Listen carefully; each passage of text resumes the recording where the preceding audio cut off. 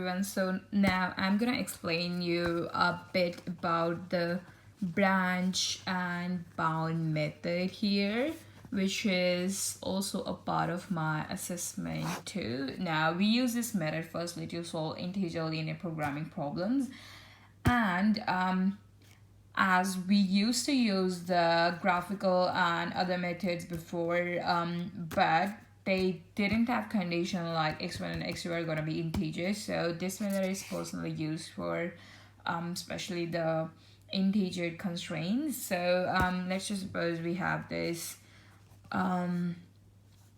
equations with the constraints. I just picked it up randomly from internet. So this is 0, and then we had some constraints as well to this one, and x1 and x2 are integers here, and they should obviously, that's why we are discussing about branch and bound methods.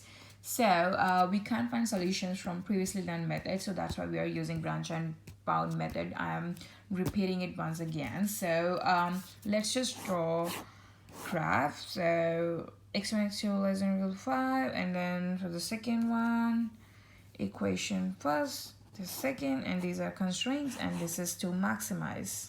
I'm gonna maximize this one. So let's just focus on the graph. Suppose 0 and 0 satisfied both the equations 1 and 2, so it's gonna be our feasible region.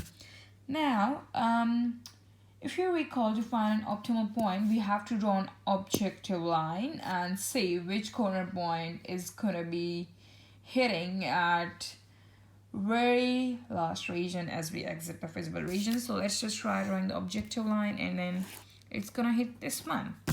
So let's just try to find out this first. Because of this region is a convex region, or we had a convex set of solutions, we know that our optimal solution lies in one of the varieties or corners of this feasible region. Now let's just find the intersection point that we got from this. So this is 0 0, and then we need this intersection point obviously because our objective line, as we shown, just exiting this point firstly. So this one would be let's just try to solve this one, and I'll not waste time. I've already done for you. So it comes out to be, what was it, 7 by 3 and 8 by 3. Yeah. So one of these gonna be optimal solution if I draw objective line. So this one already discussed. Last one after exiting the feasible region is 7 by 3 and 8 by 3. So that is optimal solution. Now let's just discuss on linear programming problem. Now as we had constrained this, so if you are not ignoring this constraint, then x1 and x2 can't be 7 by 3 because they are supposed to be integers. So if the x1 and x2 are integers, so the optimal solution should be somewhere lying here in between, and that too should be an integer, like 1 0 0 2 2 0 3 4 5, whatever, but it should be an integer, of course. So we can't do this by previous method because it's fraction. We can't even round up the last solution, of course, by relaxing the assumption that x1 and x2 are integers. So let's just try to find out the value for x1 and x2 first. So whatever we got from that, so 7 by 3 and 8 by 3, it would be 2.33 and then 2.67, and then let's just find z. It's gonna be plus 6 into 8 by 3. It's gonna be 27.67. Okay, cool. So we start branching on one of our variables that are decimal values. Now x1 and x2 both have decimal values, so here in our method we would be obviously definitely choosing the one with the higher decimal value. So as x2 has higher decimal value, we are going to choose from x2, and let's just divide it into some constraints. Now as x2 is 2.67, so if we talk about integers, then it could be either less than or equal to 2, or it should be greater than or equal to 3. Any doubts still here? Of course not. Now we have got a new problem with two more constraints added, and that too added to the original problem. Let's just talk about this one first. So to our original graph, oh, this is so confusing. Let me just draw that once again. So our original graph is something like this, and we got a new constraint this here.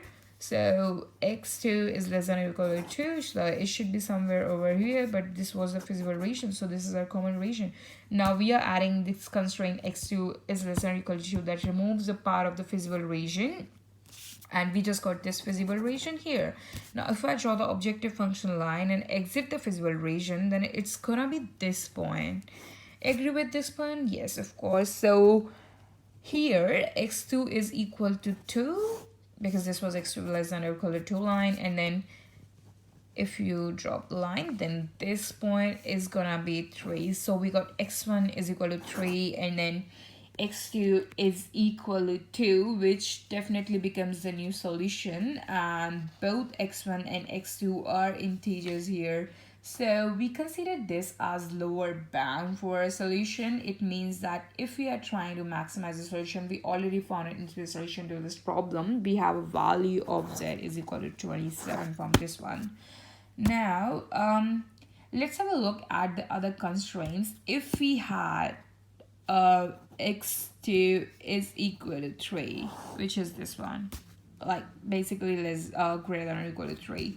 So we would be again dividing this into two constraints and then try to find out the z value, and then we'll check if the z value for this one is greater or this one is greater. If we are aiming to minimize, then we'll just try, and then we'll just divide it into the more and more constraints as at last, until unless we are not getting the solution, and then we'll compare which z is more, and sometimes you'll just not get the feasible solution. Now we are getting this. So for example, sometimes the line will just lie over here, and then yeah, no solution, so we'll just ignore that one. So yeah, the branch and bound method basically just includes